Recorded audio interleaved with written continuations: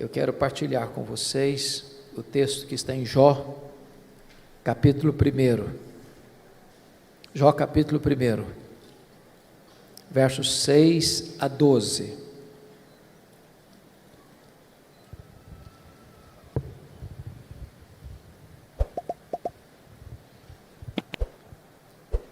Jó, capítulo 1, 6 a 12. Está escrito o seguinte: num dia em que os filhos de Deus vieram apresentar-se perante o Senhor, veio também Satanás entre eles. Então perguntou o Senhor a Satanás: de onde vens? Satanás respondeu ao Senhor e disse: de rodear a terra e passear por ela. Perguntou ainda o Senhor a Satanás: observaste o meu servo Jó? Porque ninguém há na terra semelhante a ele, homem íntegro e reto, temente a Deus e que se desvia do mal. Então respondeu Satanás ao Senhor: porventura Jó debalde ou inutilmente teme a Deus? Acaso não o cercaste com sebe a ele, a sua casa e a tudo quanto tem? A obra de suas mãos abençoaste, e os seus bens se multiplicaram na terra. Estende, porém, a tua mão e toca-lhe em tudo quanto ele tem, e verás se não blasfema contra ti na tua face. Disse o Senhor a Satanás: eis que tudo quanto ele tem está em teu poder, somente contra ele não estendas a tua mão. E Satanás saiu da presença do Senhor.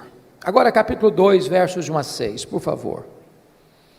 No dia em que os filhos de Deus vieram apresentar-se perante o Senhor, veio também Satanás entre eles apresentar-se perante o Senhor. Então o Senhor disse a Satanás: de onde vens? Respondeu Satanás ao Senhor e disse: de rodear a terra e passear por ela. Perguntou o Senhor a Satanás: observaste o meu servo Jó? Porque ninguém há na terra semelhante a ele, homem íntegro e reto, temente a Deus e que se desvia do mal. Ele conserva a sua integridade, embora me incitasses contra ele para o consumir sem causa. Então Satanás respondeu ao Senhor: pele por pele, e tudo quanto o homem tem dará pela sua vida. Estende, porém, a tua mão e toca-lhe nos ossos e na carne, e verás se não blasfema contra ti na tua face. Disse o Senhor a Satanás: eis que ele está em teu poder, mas poupa-lhe a vida. Meus amados, esse texto registra esse episódio da reunião de Deus com seus filhos, e eu quero crer que aqui são os anjos, e eu quero crer que nas regiões celestes, e a Bíblia não dá explicações, mas diz que Satanás apareceu por lá, e é curioso que quem começa a conversa é Deus, perguntando para Satanás assim: de onde vens? Satanás respondeu: de rodear a terra e passear por ela. Satanás é uma espécie de turista inveterado, ele está por aí, está antenado, está de olho, está procurando alguém para devorar. E Deus cutuca outra vez, perguntando assim para ele: observaste o meu servo Jó? E Deus dá o currículo de Jó. Não tem ninguém na terra semelhante a ele, homem íntegro, reto, temente a Deus e que se desvia do mal. Em outras palavras, Jó era o homem mais piedoso da sua geração. Quando a Bíblia diz que ele era um homem íntegro, isso significa que é aquilo que você é quando ninguém está vendo, com a porta do quarto trancada.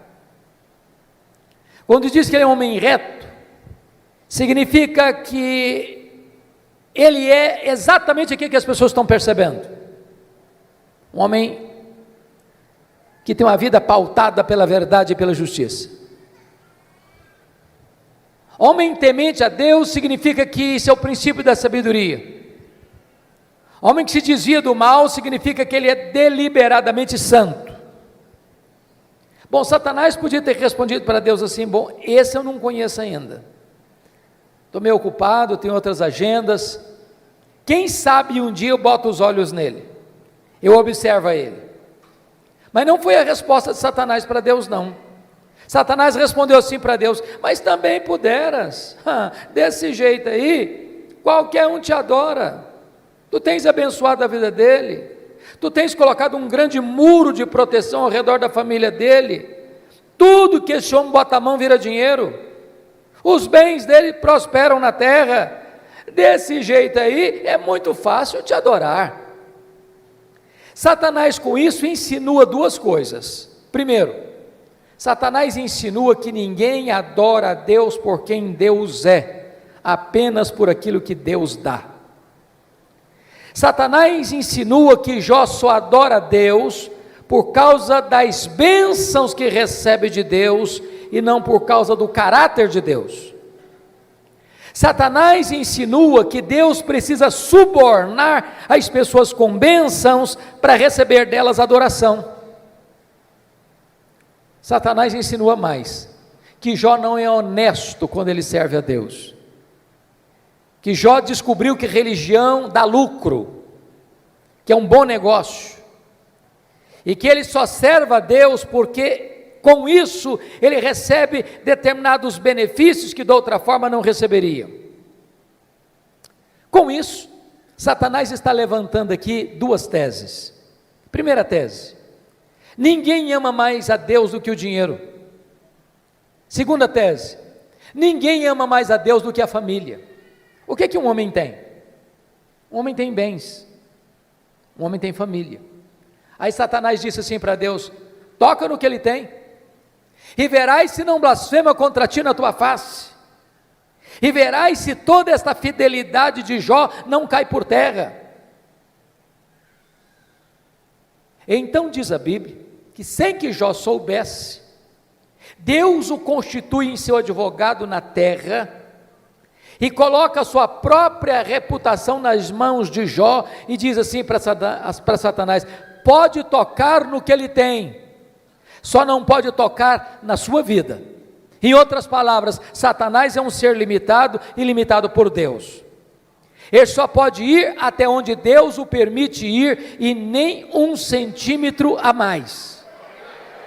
Nas palavras de Martinho Lutero, Satanás é um cachorro na coleira de Deus. Ele só pode ir até onde a coleira o permite ir, e nem 1 centímetro a mais, porque o Deus que servimos manda no céu, manda na terra e manda no inferno. Satanás está debaixo da autoridade absoluta do nosso glorioso Redentor Jesus Cristo.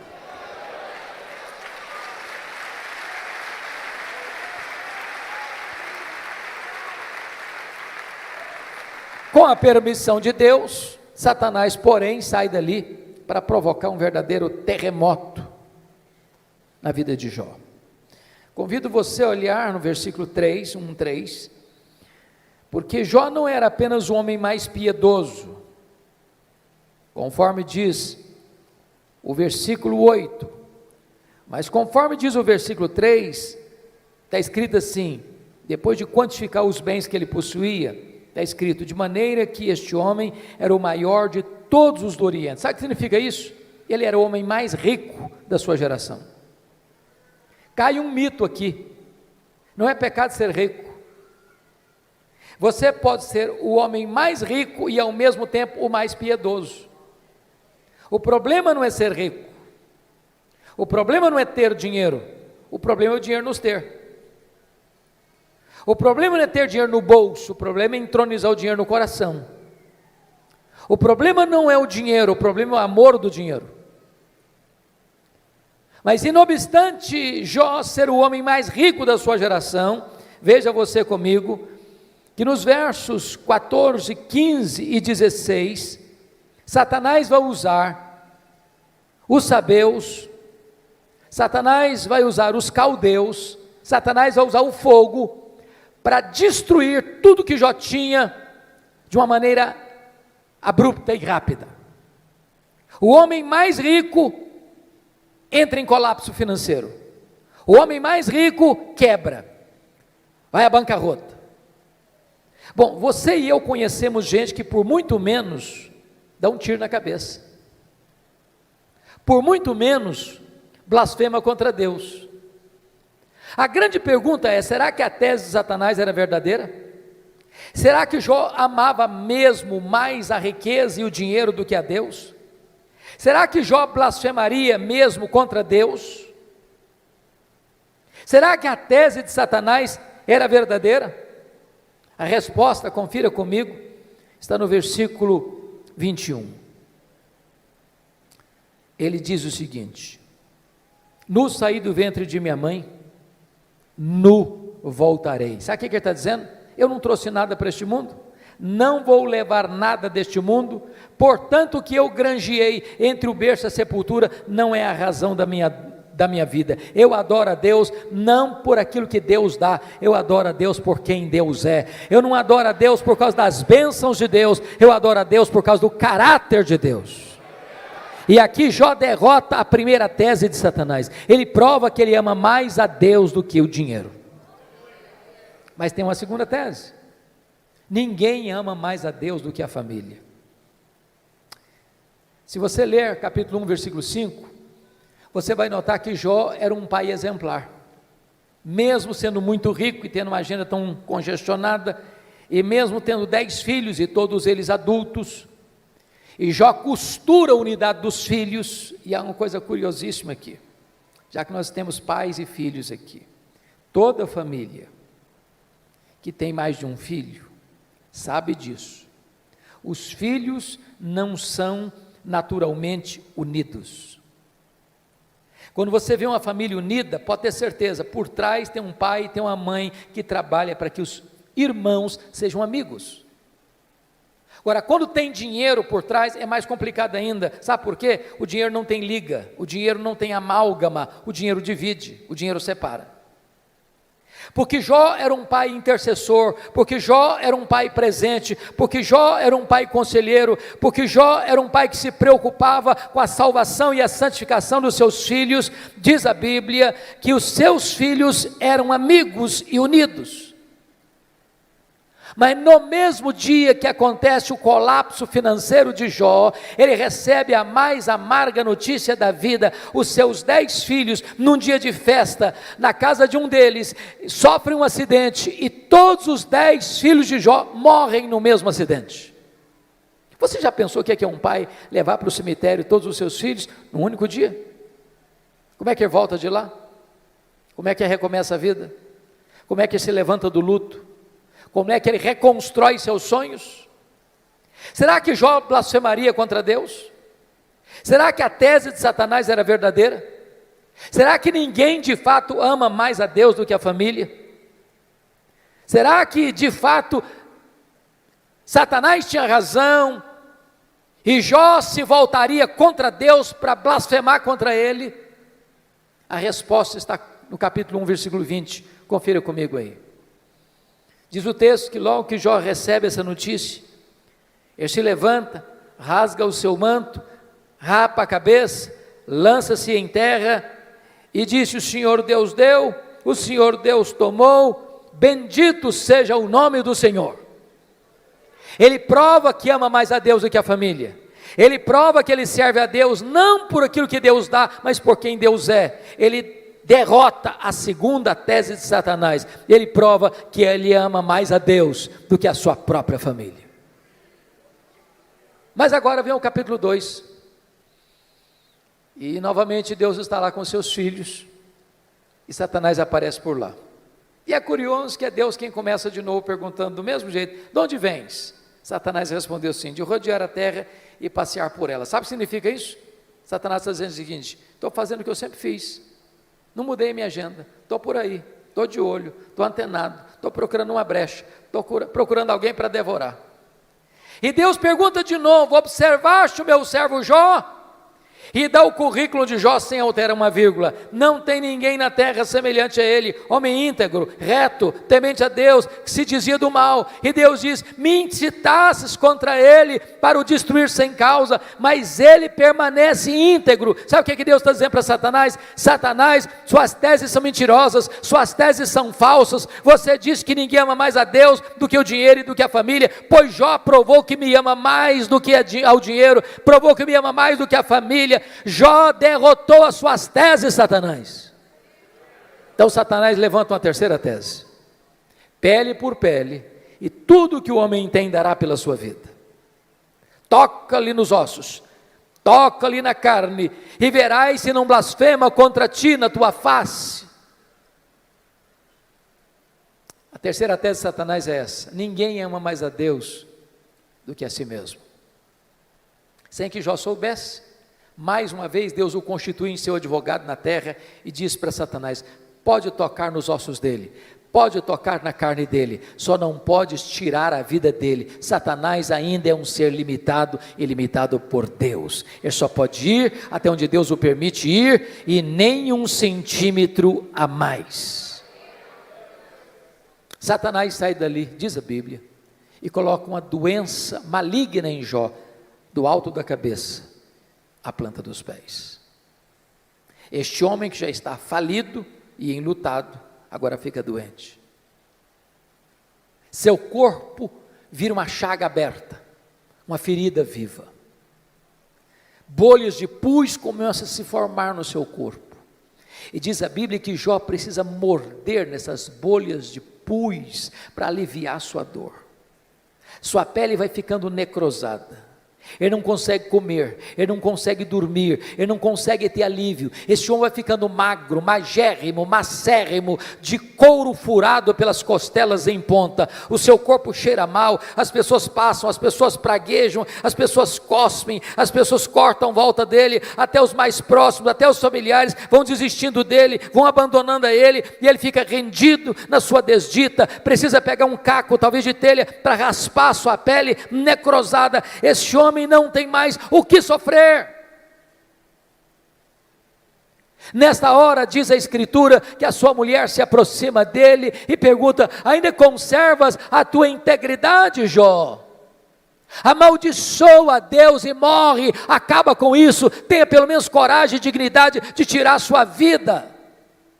E ele responde para ela: tu falas como uma louca, tendo nós recebido o bem de Deus, não receberíamos também o mal? Está escrito que em tudo isso Jó não pecou contra Deus com os seus lábios. Ele reprova a terceira tese de Satanás, ele prova que ama mais a Deus do que a si mesmo, ele prova que ele serve a Deus não por aquilo que Deus dá, mas por quem Deus é, não por causa das dádivas de Deus, mas por causa do caráter de Deus.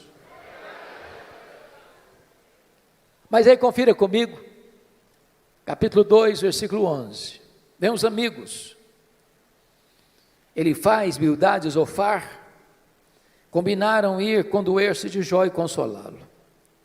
Diz o texto que, levantando-se de longe os olhos, não reconheceram Jó, e ergueram a voz e choraram.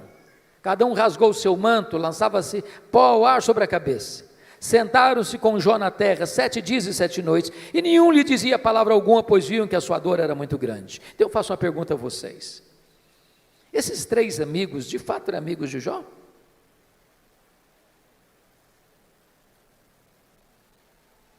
A resposta óbvia é: claro que eram amigos. Eu faço uma pergunta a você: alguma vez você já recebeu alguma visita assim? Quando você estava passando um momento difícil, pessoa que vem de longe, 7 dias, sentado com você no chão, sem abrir a boca, chorando ao ver o seu sofrimento?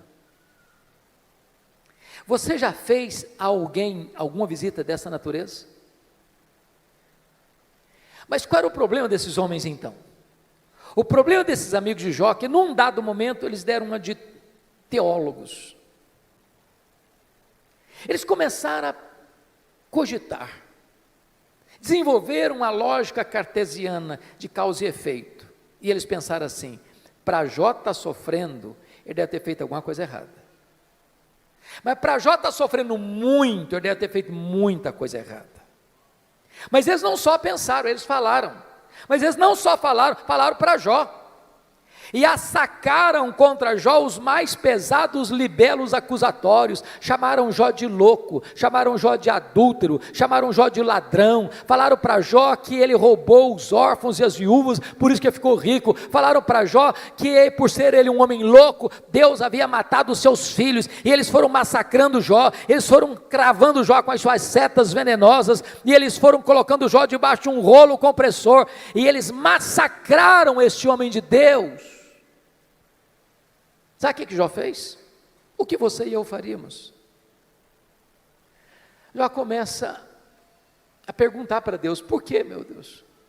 Por que eu estou sofrendo? Por que a minha dor não cessa? Por que eu não morri no ventre da minha mãe? Por que eu não morri ao nascer? Por que os seios da minha mãe não estavam murchos de leite para eu morrer de fome? Por que o Senhor não me mata de uma vez? Jó levantou aos céus 16 vezes esta mesma pergunta: por quê, por quê, por quê, por quê, por quê? Jó levantou aos céus 34 queixas contra Deus. Sabe qual foi a resposta de Deus para ele? O total silêncio. Nenhuma resposta, nenhuma explicação, nenhuma luz no fim do túnel. Eu posso garantir para vocês hoje aqui, o silêncio de Deus grita mais alto nos ouvidos da nossa alma que o ruído mais barulhento das circunstâncias mais adversas. Pior do que sofrer é sofrer sem explicação. Se vocês estão notando comigo, Jó está sendo golpeado nas 5 áreas mais importantes da vida de uma pessoa. Primeiro, a vida financeira. Segundo, sua saúde. Terceiro, seu casamento. Quarto, seus filhos. Quinto, suas amizades. Todas essas áreas vitais estão sendo dinamitadas, destruídas, minadas na vida desse homem. Esse homem está no fundo de um poço, ele não tem mais nada para perder, ele está completamente rendido à sua desdita, ao fracasso, à derrota. Esse homem não tem nada mais em quem segurar, a quem buscar, ele está no fundo de um poço. Mas quando você está no fundo de um poço, só tem uma direção para olhar: é para cima, é para o alto, é para Deus. Esse homem perdeu os seus bens, esse homem perdeu a sua saúde, esse homem perdeu o apoio da sua mulher, esse homem enterrou os seus filhos, esse homem perdeu o apoio de seus amigos, esse homem olha para todo lado e tudo é ruína na vida dele, mas esse homem não perdeu uma coisa: esse homem não perdeu a sua confiança em Deus. E quando ele está no fundo do poço, ele arranca de dentro da alma um brado de esperança, ao dizer: mais uma coisa eu sei, é que o meu Redentor vive, e por fim, eu vestir esse meu corpo de pele, eu verei o meu Redentor. Pode vir momentos difíceis, pode vir momentos de perda, pode vir momentos de luto, pode vir momentos de angústia e dor na sua vida, mas Deus jamais deixará você desamparado. Ele sustenta você, Ele segura você, Ele ampara você, Ele levanta você. É curioso, irmãos, que quando Jó arranca do peito esse brado de esperança, Deus rompe o silêncio e começa a falar com ele. Mas curiosamente, Deus, ao conversar com Jó, Deus não respondeu nenhuma das 16 perguntas de Jó. Deus não respondeu nenhuma das 34 queixas de Jó. Ao contrário, Deus fez 70 perguntas para Jó. 70. Todas perguntas retóricas, que não dava para responder. Deus como que abriu as janelas dos céus, despejando em catadupas torrentes da sua glória, do seu conhecimento sobre Jó, da sua majestade, do seu poder, e Deus começa a perguntar para Jó assim: ô Jó, onde tu estavas quando eu lancei, ou quando eu lançava os fundamentos da terra? Ô Jó, onde você estava quando eu espalhava as estrelas no firmamento? Ô Jó, onde você estava quando eu cercava as águas do mar, para que elas não invadissem a terra? Ô Jó, me explica como é que eu formo a geada. E Deus foi mostrando para Jó o seu poder, a sua grandeza, a sua majestade, a sua glória, a sua magnificência. E quando Jó é esmagado por esta gloriosa revelação de Deus, ele para ter a mais importante experiência da sua vida. E eu gostaria de contar para você como é que ele teve essa experiência. Então vá comigo agora, por favor, para o capítulo 42 de Jó. Porque aí algumas revelações que mostram a experiência desse homem com Deus, que pode ser nesta noite a sua experiência com Deus. Primeira coisa que Jó reconheceu, quando Deus se revelou a ele, está aí no versículo de número 2. Então respondeu Jó ao Senhor: bem sei que tudo podes. Ele reconheceu a onipotência de Deus. Preste bem atenção nisso. Você e eu temos fraquezas indisfarçáveis. Como o bispo Júlio disse agora há pouco, a gente tem que ler. Crente precisa ler. Quem cessa de aprender, cessa de ensinar. Eu gosto muito de ler, sempre gostei. Passo nas livrarias praticamente toda semana. E você sabe que no Brasil e no mundo, os livros que mais vendem são os livros de autoajuda. E os livros que ensinam você a ficar rico rápido. Eu acho que eu não estou sabendo ler bem esses livros.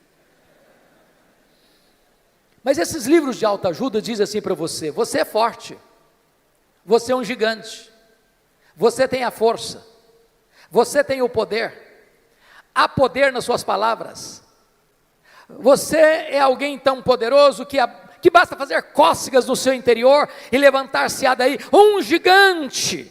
Sabe o que a Bíblia diz? Exatamente o contrário. A Bíblia diz que você e eu somos fracos. A Bíblia diz que Deus conhece a nossa estrutura e sabe que nós somos pó. Então deixa eu provar que você e eu somos fracos. Primeiro, nós temos fraquezas físicas. Ô, gente, querendo ou não, gostando ou não, o tempo vai esculpindo algumas rugas no nosso rosto indisfarçáveis. As mulheres mais espertas do que os homens usam alguns recursos interessantes, como os bons cosméticos, dão uma boa disfarçada. Daqui a pouco, uma boa cirurgia plástica ajuda muito. Mas chega um momento que, ainda que Pitangui ressuscitasse dentre os mortos, não teria jeito mais. As pernas ficam bambas, os braços descaídos, os joelhos trôpegos, os olhos embaçados. E diz os entendidos que cada fio de cabelo branco que brota na nossa cabeça é a morte chamando-nos para um duelo. Eu acho até um exército acampado ao meu redor.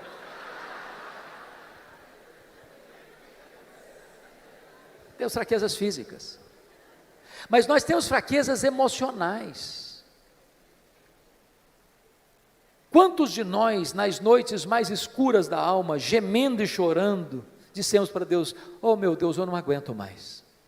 O Senhor estende a mão para mim e eu pereço. Temos fraquezas emocionais, mas nós temos fraquezas morais.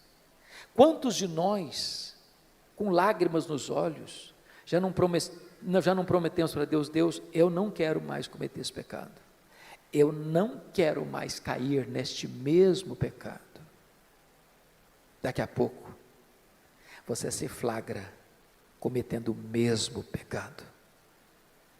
Não é porque faltou para você honestidade e sinceridade, não, faltou para você poder. Somos fracos. Mas nós temos fraquezas espirituais. Nós somos um ser contraditório, ambíguo, paradoxal. Paulo diz que o bem que eu quero fazer, esse eu não faço, o mal que eu não quero, esse eu pratico. Somos fracos, mas é maravilhoso você poder afirmar como Jó, mas o meu Deus tudo pode. Para Ele não tem doença incurável, para Ele não tem vida irrecuperável, para Ele não tem perdão que Ele não possa perdoar, para Ele não tem casamento que Ele não possa restaurar, para Ele não tem família que Ele não possa reerguer, para Ele tudo é possível, Ele pode tudo quanto Ele quer, Ele tudo pode. Portanto, irmãos, não tem nada mais importante para a família do que relação pais e filhos, filhos e pais, marido e mulher, mulher e marido, irmãos e irmãos, do que saber quem é o Deus que nós servimos, quão grande é o Deus que nós adoramos. A pergunta que eu faço a você nesta noite é: quem é o seu Deus? Quão grande é o seu Deus? Quão majestoso é o seu Deus? Quão poderoso é o seu Deus? Quanto pode o seu Deus?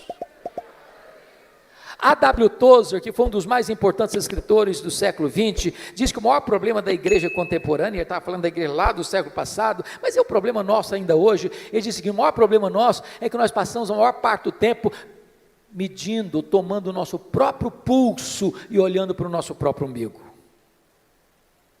Quando o nosso papel é conhecer a Deus e prosseguir em conhecê-lo, porque o povo que conhece a Deus é um povo forte, diz a Escritura. Quem é o seu Deus? Quão grande é o seu Deus? Quando o profeta Isaías estava pensando sobre isso, ele diz: o meu Deus é aquele que mede as águas na concha da sua mão. O meu Deus é aquele que pesa o pó das montanhas em balança de precisão. O meu Deus é aquele que espalha as estrelas no firmamento, e por ser forte em força e grande em poder, quando as chama pelo nome, nenhuma delas vem a faltar. O meu Deus é aquele que olha para as grandes potências econômicas e militares da terra e considera todas essas nações como um pingo que cai de um balde, como um pó numa balança de precisão, como um vácuo, como nada, como menos do que nada, pois este é o seu Deus. Agora pergunte para um astrônomo, qual é o tamanho desse universo que ele mediu a palmos? Pergunte. Sabe qual é a resposta dele? Eu não sei. E quando esse astrônomo diz eu não sei, ele não está confessando uma ignorância absoluta, não. É porque nenhum homem, por mais robusto que seja o seu conhecimento, por mais peregrina que seja a sua capacidade mental, é capaz de afirmar com precisão qual é o tamanho do universo. Isso é uma matéria em estudo ainda. O que eles já sabem é que o nosso universo tem mais de 93 bilhões de anos-luz de diâmetro. E o que significa isso? Significa que se você voar à velocidade da luz, 300 mil quilômetros por segundo, nessa velocidade, você demoraria mais de 93 bilhões de anos para ir de uma extremidade à outra do universo. Pois o seu Deus é maior do que isso. Ele criou tudo isso.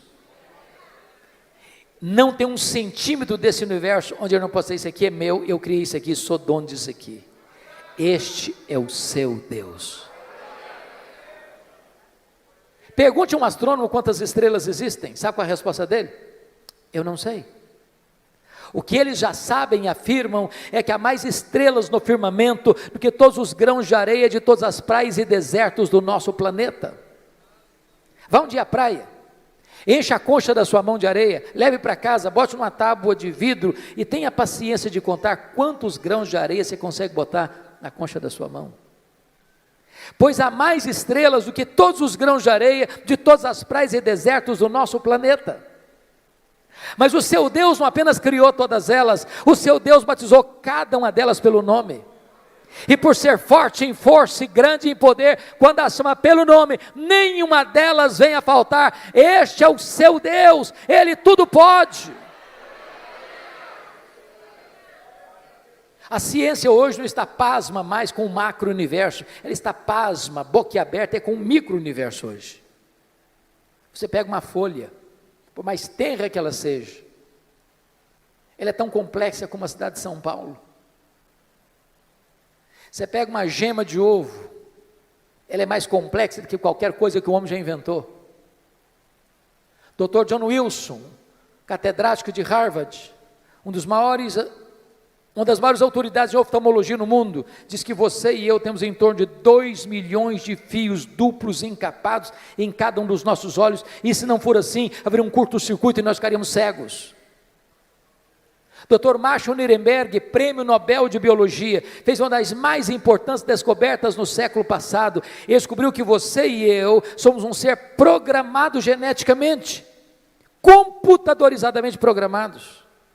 Ele descobriu que você e eu temos em torno de 60 trilhões de células vivas no nosso corpo.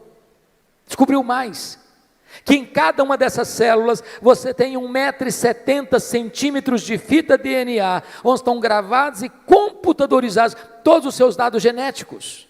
Se você espichar a fita DNA do seu corpo, você terá 102 trilhões de metros de fita DNA, você terá 102 bilhões de quilômetros de fita DNA no seu corpo, daria para dar diversas voltas no sistema planetário. Dr. Loy vai dizer mais tarde, códigos de vida não se originam espontaneamente, códigos de vida não se originam de uma explosão cósmica, códigos de vida não se originam de uma evolução de milhões e milhões de anos, códigos de vida foram plantados em você, pelo Deus Todo-Poderoso, Criador dos céus e da terra, e este Deus é o seu Pai, é o seu Deus, Ele tudo pode.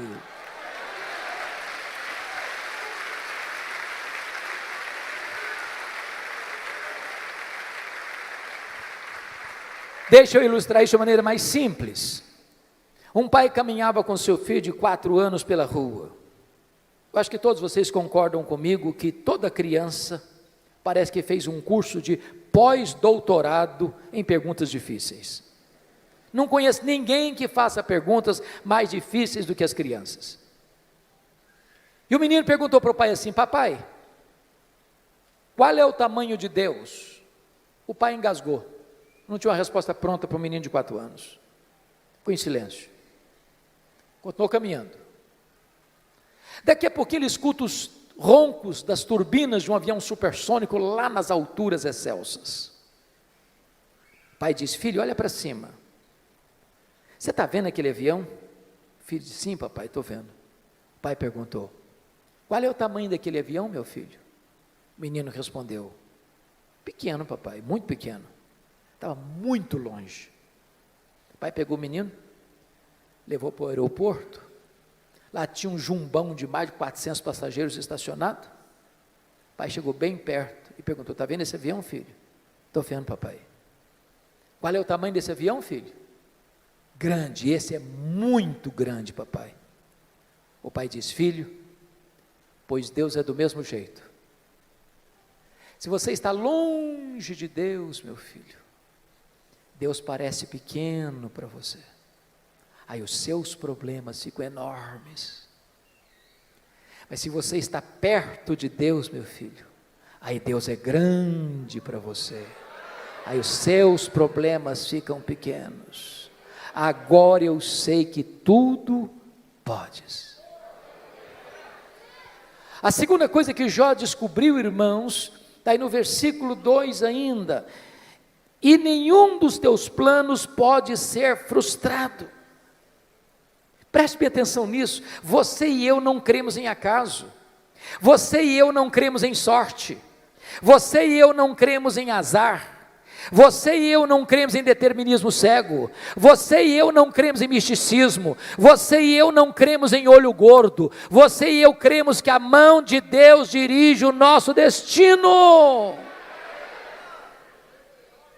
Pode ter certeza disso. Se você está passando um momento difícil, se você está passando por um vale, se você está passando por uma prova, se você está passando por um momento amargo, seja financeiro, seja de saúde, seja na sua família, isso não pegou Deus de surpresa, isso não desfez os propósitos de Deus na sua vida. Deus está trabalhando por você e não contra você. Sabemos que todas as coisas cooperam para o bem daqueles que amam a Deus. Se Ele está permitindo você passar por uma luta, Ele tem um plano, Ele tem um propósito, Ele vai transformar tudo isso para o seu bem, e você vai ficar mais maduro, e você vai ficar mais parecido com o Senhor Jesus Cristo. Nenhum dos planos de Deus pode ser frustrado. Terceira coisa que Jó vem a descobrir, pelo conhecimento que ele teve de Deus, ele reconheceu sua profunda limitação. Olha o versículo 3. Na verdade, eu falei do que eu não entendia. Coisas maravilhosas demais para mim, coisas que eu não conhecia. Vamos entender isso aqui. Quando alguém está sofrendo, como Jó sofreu, via de regra a pessoa faz duas coisas. Ou se cala, estoicamente, tranca os dentes. Ou fala. Jó falou. Jó se defendeu. Jó se queixou. Jó perguntou. O tempo todo. Quando você está sofrendo, você acaba falando muita coisa que você não está entendendo. Sabe por quê? Porque você e eu não enxergamos no escuro. Você e eu não enxergamos na curva. Deus está vendo lá no fim. E Ele sabe que as curvas da estrada não tiram o seu alvo de chegar lá no fim. O fim é a sua glória, o fim é o céu, o fim é a bem-aventurança, o fim é a vitória do mal, é a vitória do bem sobre o mal, é a vitória da verdade sobre a mentira, é a vitória de Jesus Cristo sobre o diabo. O fim é Jesus Cristo colocando todos os seus e os nossos inimigos debaixo dos seus pés, e nós com Ele, sem dor, sem lágrima, sem luto, reinando com Ele para sempre. Agora, enquanto você está caminhando, você faz tanta pergunta, você fala tanta coisa, e eu também. Quando Deus começa a se revelar para Jó, mostrar a sua grandeza, o seu poder, sua majestade, o seu controle sobre o universo, sobre todas as coisas, Jó põe a mão na boca e diz: meu Deus, quanta coisa que eu falei sem entender. Sabe qual a lição que eu aprendo aqui? O sábio é aquele que sabe que não sabe. Porque o que você não sabe é muito mais do que o que você sabe. Portanto, se você encontrar uma pessoa que fica rotando em cima de você muito conhecimento, e que quer passar como aquela pessoa que sabe tudo, conhece tudo, entende tudo, Bíblia, eu conheço de capa a capa. Pode ter certeza, você está perto de uma pessoa que sabe quase nada. Quase nada. É lata vazia que faz barulho. Então deixa eu contar uma ilustração para você. Eu fui criado na roça mesmo. Antes de luz elétrica, de estrada, de carro e tudo mais. Quebrei muito milho no muque. Quem sabe o que é uma roça de milho na hora de colher, seca para colher, sabe muito bem a diferença entre um restolho, que só tem palha e sabugo, e uma espiga boa, granada. A espiga boa, granada, na hora de colher, ela se tomba, ela se curva. O restolho que só tem palha e sabugo, não se curva nunca, fica sempre empinadinho. Então, quando você encontra uma pessoa muito empinadinha, saiba disso, é um restolho, só tem palha e sabugo. Porque é impossível você conhecer a Deus, quem é Deus, sem se humilhar, sem se curvar, sem reconhecer que você sabe quase nada.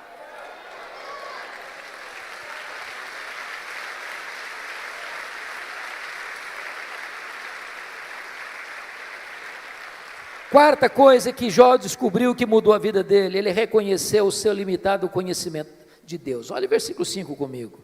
Eu te conheci só de ouvir, mas agora os meus olhos te veem. Irmãos, eu entro em crise com esse versículo.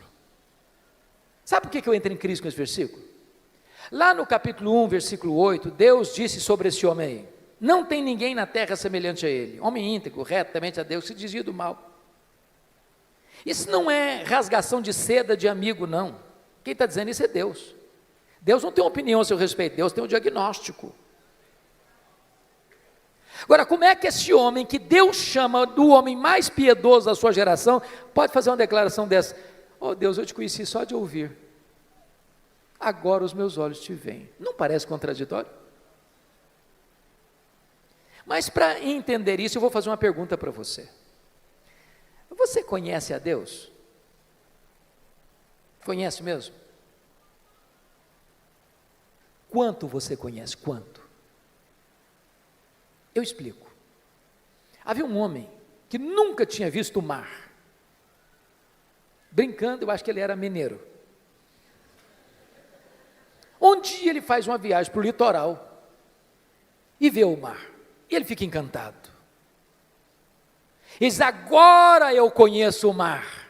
Aproxima-se dele um marujo, com a pele tostada de sol e sal, por viver nas procelas do mar, e diz: eu também conheço o mar. Qual a diferença entre eles? Você conhece a Deus? Quanto você conhece a Deus? João 17,3 diz que a vida eterna é esta: conhecer a Deus e a Jesus Cristo, a quem enviaste. Sabe de uma coisa? Que a própria essência da vida eterna é conhecer a Deus. Sabe o que você vai estar fazendo no céu depois que você tiver 1000 anos lá na glória? Você vai estar conhecendo a Deus. Sabe o que você vai estar fazendo no céu depois que você tiver 1 bilhão de anos lá na glória? Você vai estar conhecendo a Deus. Sabe o que você vai estar fazendo no céu depois que você tiver 1 trilhão de anos lá na glória? Você vai estar conhecendo a Deus. Jamais haverá um tempo na eternidade onde você possa dizer: conheço tudo de Deus, não tem mais nada para conhecer, agora eu vou botar a vida no piloto automático. Deus é inesgotável em seu ser. O céu vai ser dinâmico. A Bispo Júlia, há poucos dias eu tomei um susto. Uma menina adolescente da igreja chegou para mim e disse assim: pastor. Falei: pois não, filha. Ela disse assim: eu não quero ir para o céu não. Eu tomei um susto. Disse: como? Eu não quero ir para o céu não. Falei: mas você está maluca? O que aconteceu? Não, não quero ir não. Falei: então me explica esse negócio. Ah, pastor, a ideia de céu que eu tenho, sabe o que é? Que eu vou estar numa nuvem branca, com a harpa na mão, tocando, cantando, tocando. Ah, eu não aguento essa vida inteira não. Eu quero coisa nova para a minha vida. Tem gente que acha que o céu vai ser chato. Se você não gosta de trabalhar, você está encrencado. Sabe por quê? Que a Bíblia diz que lá no céu nós vamos trabalhar. Seus servos o servirão. Agora pense comigo que nesse corpo frágil, que fica cansado, que fica doente, que fica velho, que fica caquético, nós conseguimos fazer coisas tão fantásticas, e diz Einstein que nós não usamos nem 10% do nosso potencial. Você já imaginou que nós não vamos poder fazer com um corpo 100% turbinado pela glória de Deus? Diz a Bíblia que você e eu vamos ter um corpo semelhante ao corpo da glória do Senhor Jesus Cristo. Jesus entrava numa casa fechada sem precisar abrir a porta. Jesus saía de Jerusalém, aparecia lá na Galileia sem precisar percorrer o trecho. Jesus subiu o assunto aos céus fisicamente. E eu pergunto para você: qual a distância da terra ao céu? Com que velocidade Jesus foi para o céu? Porque se ele foi para o céu na velocidade da luz, 300 mil quilômetros por segundo, depois de 2000 anos, ele está logo ali na esquina ainda. O que significa isso? A Bíblia diz que nós vamos ser como os anjos, não que nós não vamos ter um corpo, mas significa que nós vamos viver numa nova dimensão. Eu pergunto a você: com que velocidade um anjo vem do céu à terra? Jesus Cristo disse para Pedro lá no Getsemane: guarda essa espada, porque se eu precisasse de ajuda, eu rogaria ao Pai, Ele me mandaria mais de 12 legiões de anjos, mais de 72 mil anjos. Com que velocidade eles viriam? Os anjos não estão mais, não precisam e não estão presos às mesmas leis que nos governam aqui, pois o nosso corpo de glória vai ser assim. Nós vamos estar lá, nós viremos cá, nós subiremos, nós desceremos com a mesma velocidade, porque nós habitaremos novos céus e nova terra, e nós vamos conhecer a Deus, e nós vamos glorificar a Deus, e nós vamos trabalhar para Deus, e nós vamos amar a Deus, e nós vamos fruir a presença de Deus. Agora eu entendo Jó.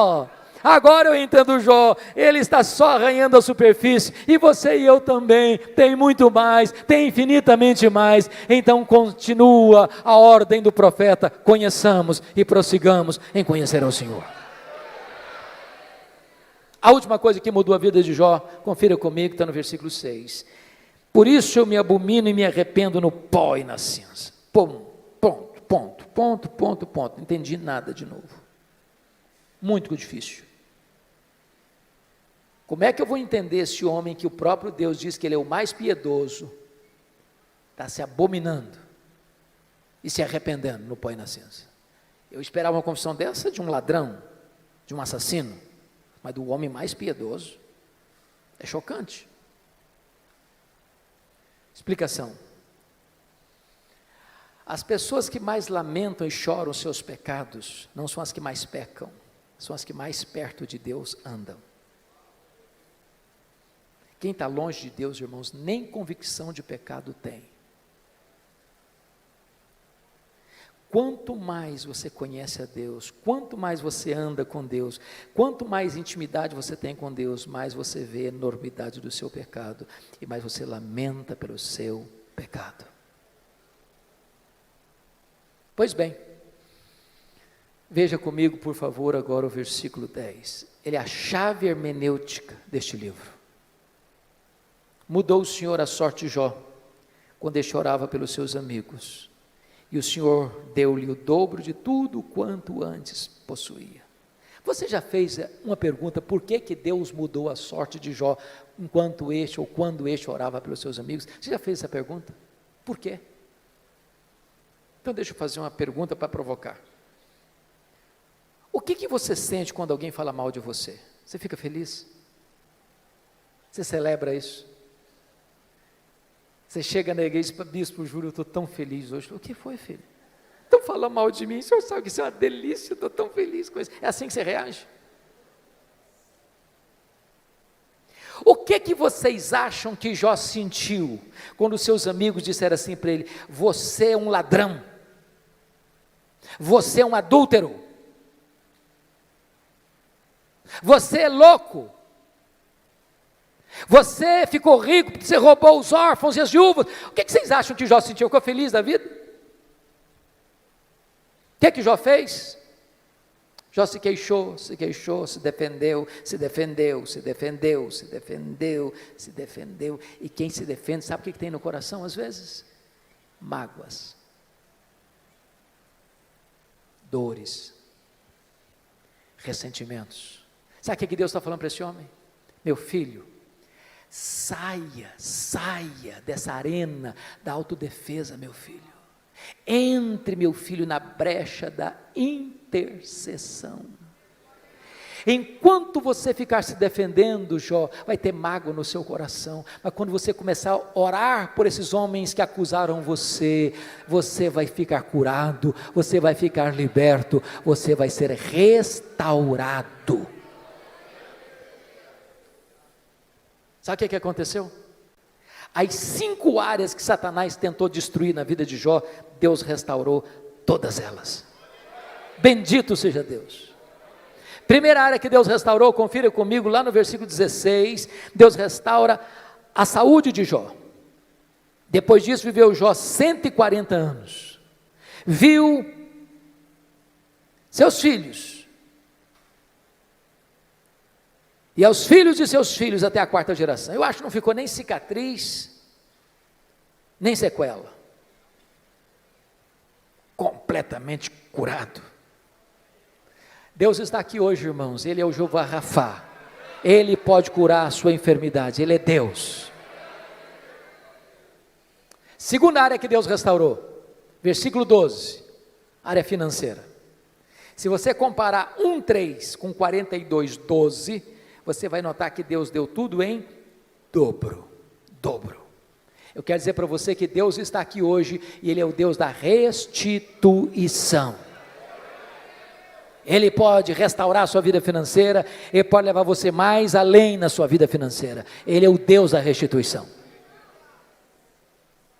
Terceira área que Deus restaurou, área das amizades. Confira comigo os versículos 8, a partir do 8. Eu acho isso maravilhoso, bispo Júlio. Porque os amigos de Jó que acusaram a Jó, Deus chega para eles e diz assim, vocês estão lembrados daquele homem que vocês criticaram, acusaram? Pois é, aquele homem é mais justo do que vocês.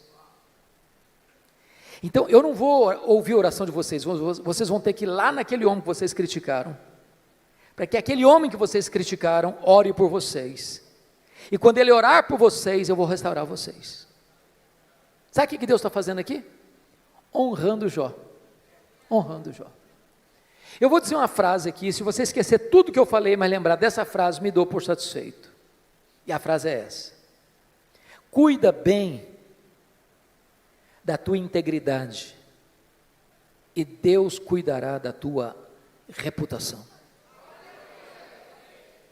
Você não tem que se defender, você tem que viver com Deus, porque quando você vive com Deus, Deus defende você.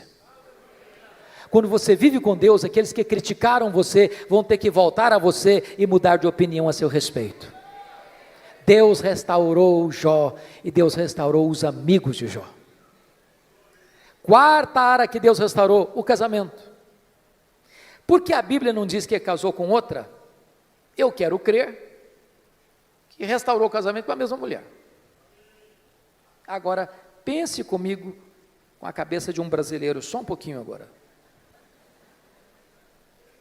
Quando Jó estava numa magrela, a mulher dele olhou para ele e disse: morre, homem, morre, mas morre logo. Agora Jó está curado, agora Jó está rico, agora Jó está no topo da pirâmide. O que vocês acham que, se ele fosse brasileiro, ele falaria para ela? Morre, mulher, morre.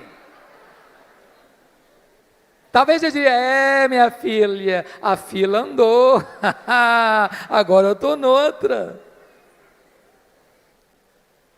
Mas deixa eu dizer algo para você, amado. Deus é especialista em pegar os cacos e fazer um vaso novo. Deus é especialista em curar feridas, em restaurar relacionamentos quebrados. Para Deus não tem impossíveis. Você que está pensando em desistir do seu casamento, não desiste não, invista nele. Deus pode fazer um milagre. Deus pode dar espírito de perdão ao seu coração. Eu achei muito curioso que há pouco tempo uma mulher chegou para mim e disse assim: pastor, eu estou vindo aqui dizer para o senhor que eu vou me divorciar. Eu tomei um susto. Disse: como é que é o negócio? Eu estou dizendo para o senhor que eu vou me divorciar. Falei: verdade? É verdade, sim, senhor. E eu perguntei: mas por quê? Ela disse assim para mim: secou. Secou, não tem mais nada, secou. O sentimento secou. Olhei para ela e disse: secou, filha? Mas se secou, tem esperança. Ela regalou os olhos: o senhor está maluco? Tem esperança. Você não leu na Bíblia lá que Deus fez a vara seca de Arão florescer? Pois Deus faz florescer o que está seco no seu coração. Diz: pastor, o senhor endoidou. Estou falando para o senhor que morreu. Está claro agora? Morreu, está claro? Ou precisa botar legenda? Falei: morreu, filha? Mas se morreu, tem esperança.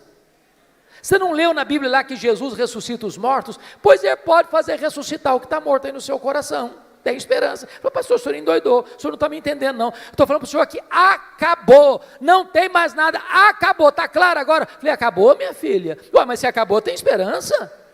Ué, você não leu na Bíblia lá que Deus chama a existência as coisas que não existem? Se Ele chama a existência as coisas que não existem, Ele pode chamar a existência o que não está mais no seu coração. Você não vai separar essa semana não, você vai orar comigo uma semana, depois você volta aqui.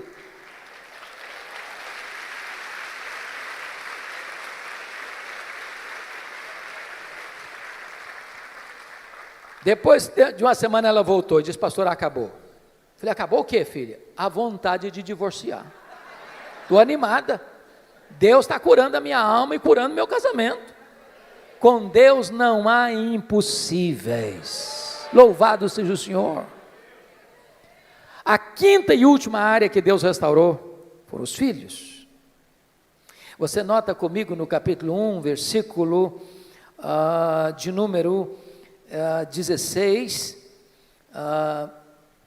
versículo 13, também teve outros 7 filhos e 3 filhas, e Deus restaura Mas você pode fazer uma pergunta curiosíssima. Pastor, eu não estou entendendo. Se Deus devolveu tudo em dobro, e Jó antes tinha 10 filhos, quantos ele deveria ter agora? 20. Então não foi tudo em dobro.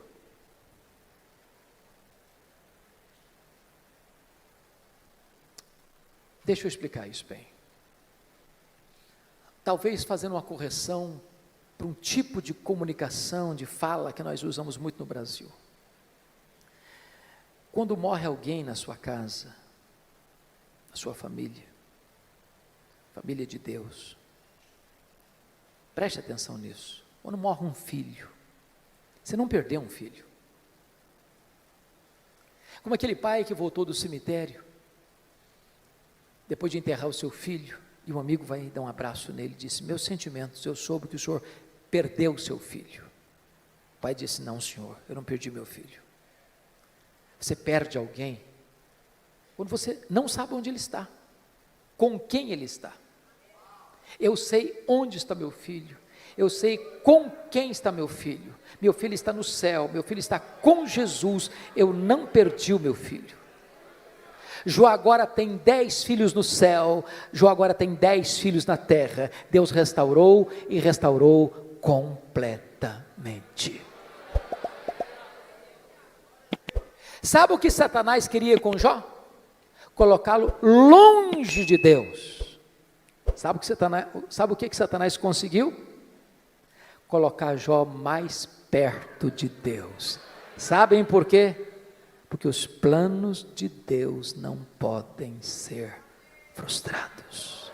Que grande Deus nós temos. A Ele a honra, a Ele a glória, a Ele o louvor agora e pelos séculos eternos. Aleluia. Amém.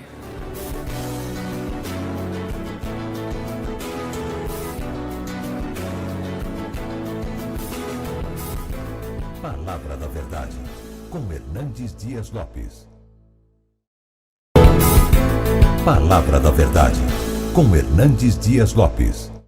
Meus amados, vamos abrir a palavra de Deus no livro de Apocalipse, capítulo 1. Apocalipse, capítulo 1. E faremos a leitura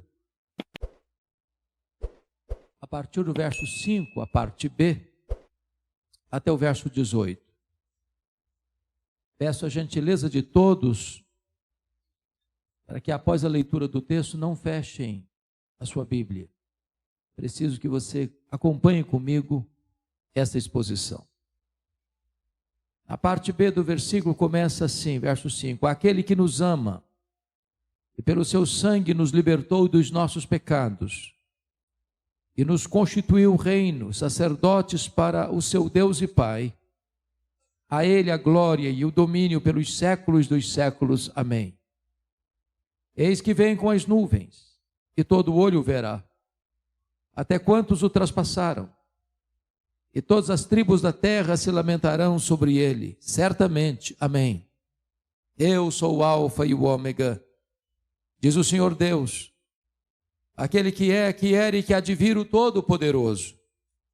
Eu, João, irmão vosso e companheiro na tribulação, no reino e na perseverança, em Jesus achei-me na ilha chamada Patmos por causa da palavra de Deus e do testemunho de Jesus.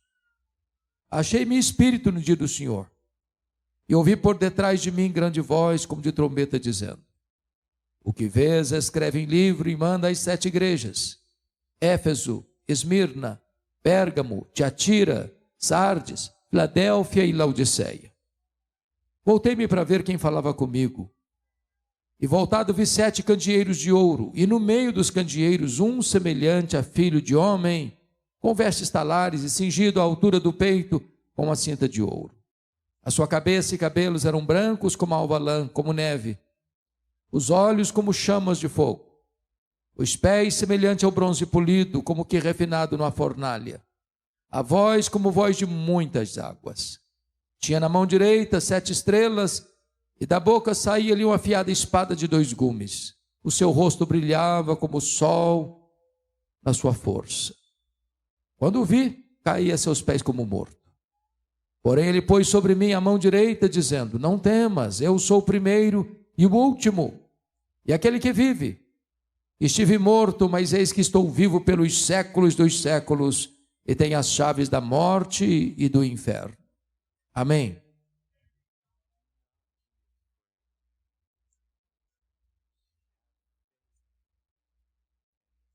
Meus irmãos, esse texto culmina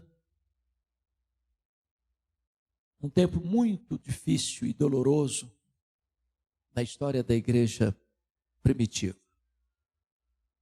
O primeiro século foi marcado por muito sofrimento.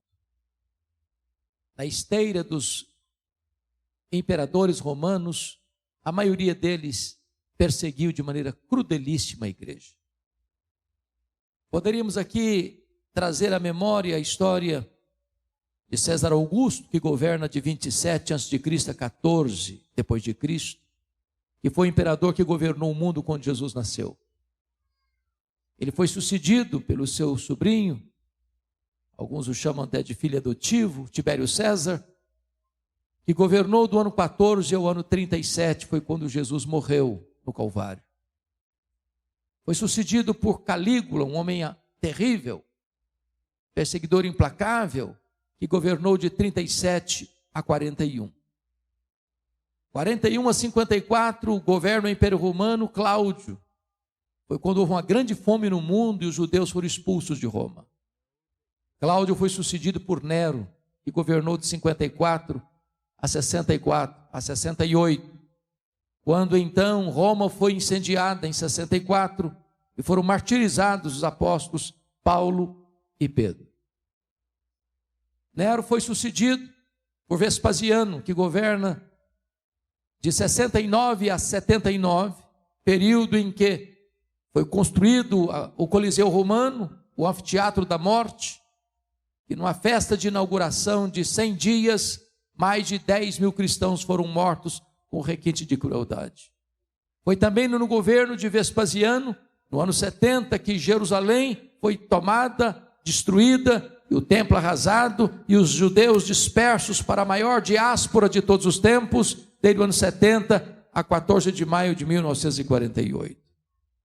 Vespasiano foi substituído por Tito Flávio, o homem que arrasou Jerusalém, que governou de 79 a 81. E então em 81 assume o governo de Roma, Domiciano, que governa até 96. O primeiro imperador romano a arrogar para si o título de Senhor e Deus.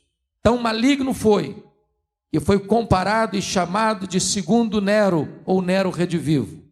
Foi o imperador Domiciano que deporta o apóstolo João, então pastor da igreja de Éfeso, para uma ilha vulcânica do mar Egeu, para uma colônia penal, a ilha de Patmos.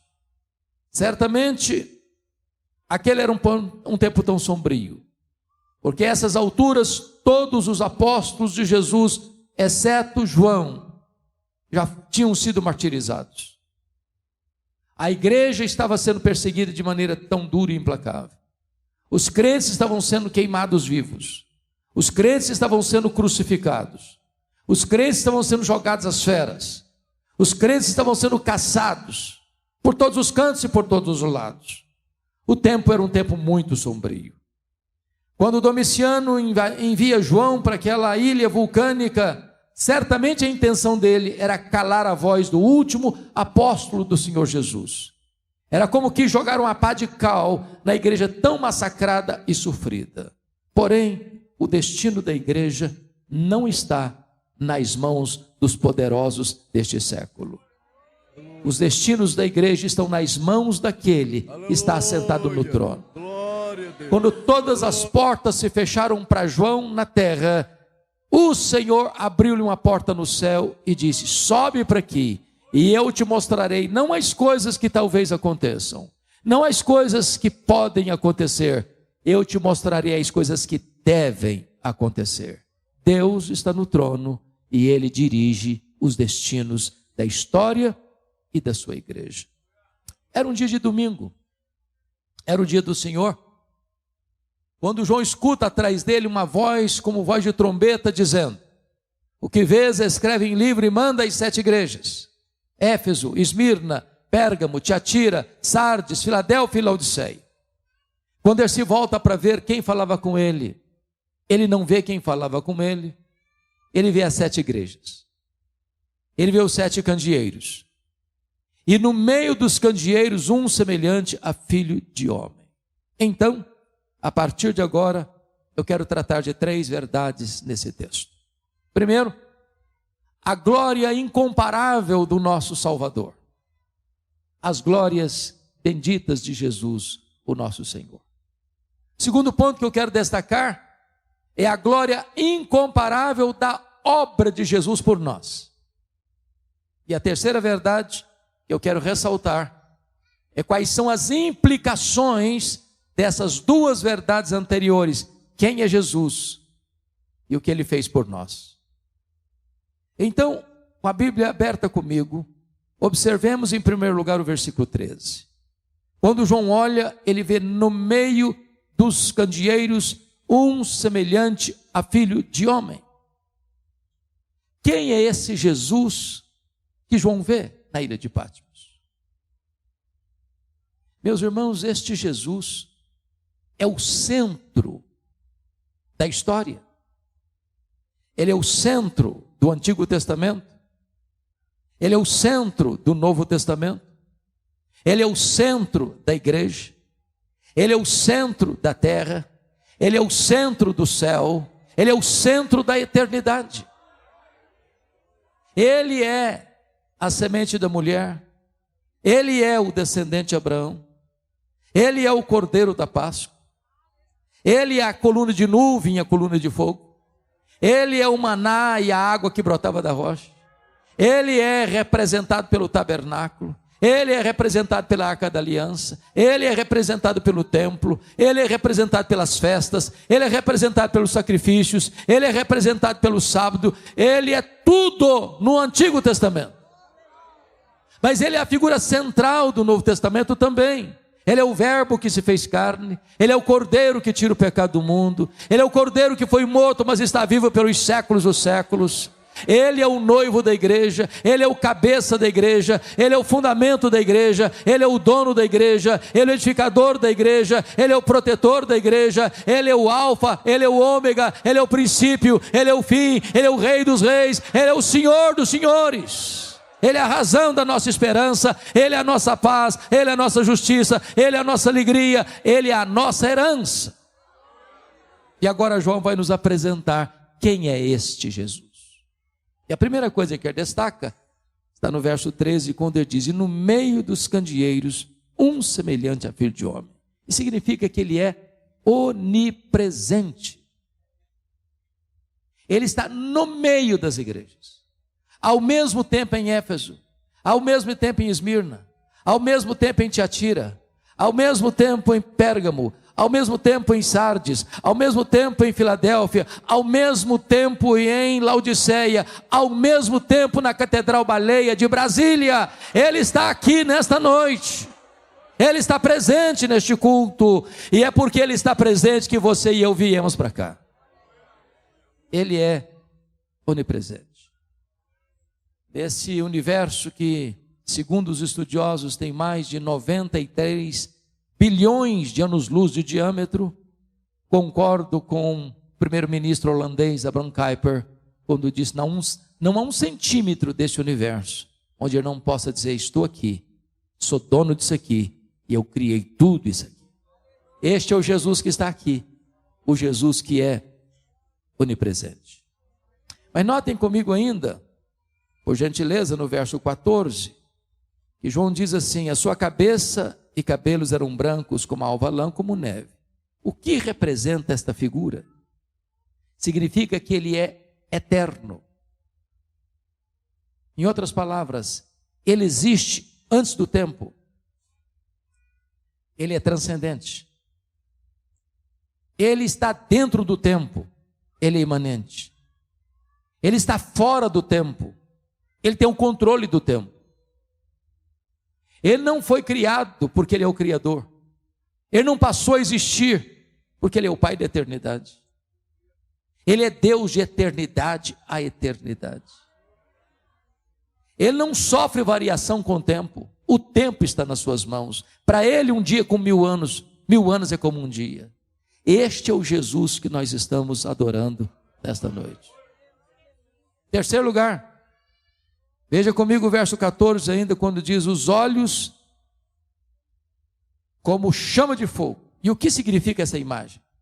Significa que ele é onisciente. Ele tudo sabe. Ele tudo vê. Ele é todo sonda. Ele conhece o que está revelado e conhece o que está oculto. Ele conhece o que conhecemos e o que não ainda conhecemos. Não há nada que possa estar oculto àquele cujos olhos são como chamas de fogo. É por isso que na medida que ele caminha entre as igrejas, há um estribilho entre todas elas: eu conheço, eu conheço, eu conheço, eu conheço, eu conheço, eu conheço, eu conheço, eu conheço, eu conheço as tuas obras, eu conheço a tua tribulação e a tua pobreza, eu conheço o lugar onde tu habitas. Ele conhece a sua vida, ele conhece o seu passado, ele conhece o seu presente, ele conhece o seu futuro, ele conhece as suas angústias, ele conhece os seus dramas, ele conhece as noites indormidas, ele conhece as suas madrugadas insones, ele conhece as dores da sua alma, ele conhece a angústia do seu coração, ele conhece o que você está passando nesta noite, e ele está aqui sondando a sua, a minha e a nossa vida. Mas em quarto lugar, versículo 15 diz os pés semelhante ao bronze polido, refinado numa fornalha. O que significa isso? Significa que ele é onipotente.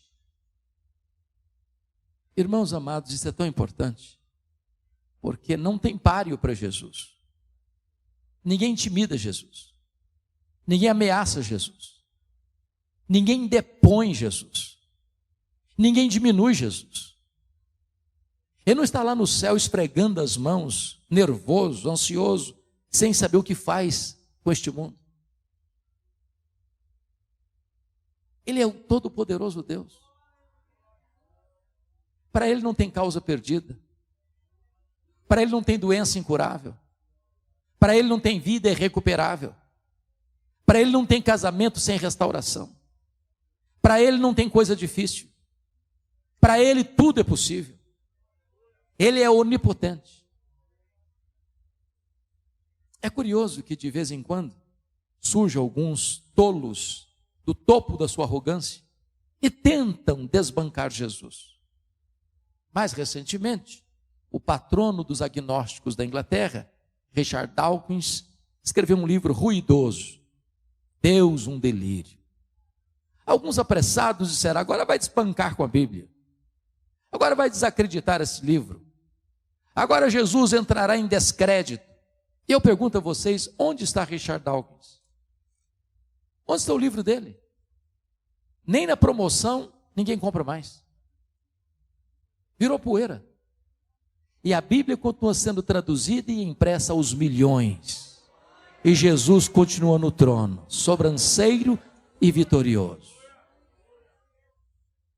Eu não sei se vocês perceberam, mas o Carnaval Brasileiro de 2025 fez apologia ao diabo no Brasil todo. Algumas pessoas imaginavam que isso iria deslustrar o brilho de Jesus, ou iria ridicularizar Jesus. Em São Paulo, um tempo atrás, no carnaval, pegaram a figura de Jesus, o diabo arrastando Jesus pelos cabelos, como que humilhando, tentando humilhar Jesus. Sabe o que eu entendo? Salmo 2. Salmo 2 diz que Jesus está lá em cima, Deus está lá em cima, olhando essa cena e rindo da tolice humana.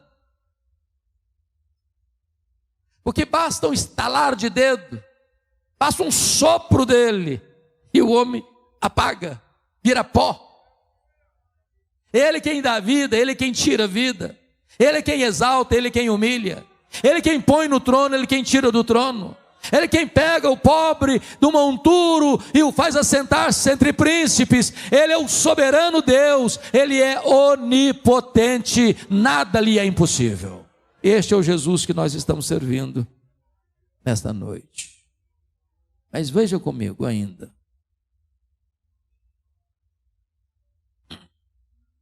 Versículo de número 15, parte B, diz: a voz como voz de muitas águas. E o que significa essa figura? Que ele é irresistível. A sua voz é poderosa. A sua voz despede chamas de fogo. A sua voz faz tremer o deserto. A sua voz despedaça os cedros do Líbano. A sua voz faz dar cria às corças. A sua voz é tão poderosa que pelo poder da sua voz ele criou o universo. A sua voz é tão poderosa que quando ele manda, o sol para.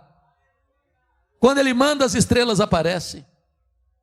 Quando ele manda, o vento cessa. Quando ele manda, o mar se aquieta. Quando ele manda, a doença cessa. Quando ele manda, os demônios têm que bater em retirada. Quando ele manda, os anjos saem para obedecê-lo. E esta voz poderosa ecoa aqui nesta noite. É a voz do Evangelho. É a voz que emana da sua palavra.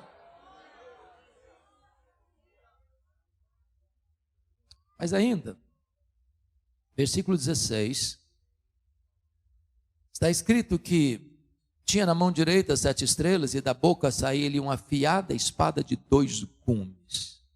Isso significa que ele é vencedor, invicto em todas as batalhas. Irmãos, às vezes imaginamos que no final vai ter uma grande conflagração de exércitos poderosos, fortemente armados, com armas pesadas, com carros de guerra, com armas potentíssimas, bombas atômicas, armas nucleares. Quando a Bíblia vai mencionar que, quando Jesus vier, ele vai derrotar os seus inimigos com o esplendor da sua vinda. Ele vai matar o anticristo com o sopro da sua boca. E ele vem com tal poder que vem e coloca todos os seus inimigos debaixo dos seus pés. Ele não precisa da ajuda humana, do braço da carne para vencer. Ele já é o vencedor. Nós não estamos aqui para saber se vamos vencer ou não. Nós já somos mais do que vencedores em Cristo Jesus nosso Senhor, porque nós seguimos aquele que é o Todo-Poderoso Deus e vitorioso Jesus Cristo nosso Senhor. Mas notem, versículo 16 diz que o seu rosto brilhava como o sol na sua força. Ele é glorioso. E sabe o que me impressiona? Que o Cristo, o Jesus que João está vendo aqui, não é mais aquele Jesus suando sangue em lágrimas do Getsemane. O Jesus que João está vendo aqui não é mais aquele Jesus cuspido e esbordoado lá no Sinédrio judaico. O Jesus que João está vendo aqui não é aquele Cristo vilipendiado e espancado do pretório romano. O Jesus que João está vendo aqui não é o Jesus que caminha trôpego pelas apinhadas ruas de Jerusalém, sob os apupos e vaias de uma multidão ensandecida. O Jesus que João está vendo aqui não é o Jesus pregado naquele lenho maldito, suspenso entre a terra e os céus. Não, o Cristo que João está vendo aqui é o Cristo todo-poderoso. Os seus cabelos são brancos como a neve, os seus olhos são como chamas de fogo, os seus pés são como bronze polido, a sua voz é como de muitas águas, e o seu rosto brilha como o sol na sua força. Ele é o todo-glorioso Deus.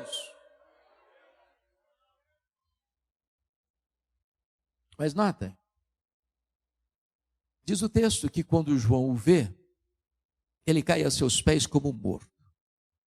E João era o mais íntimo apóstolo de Jesus, que reclinava a cabeça no peito de Jesus. Mas agora ele está diante da majestade gloriosa.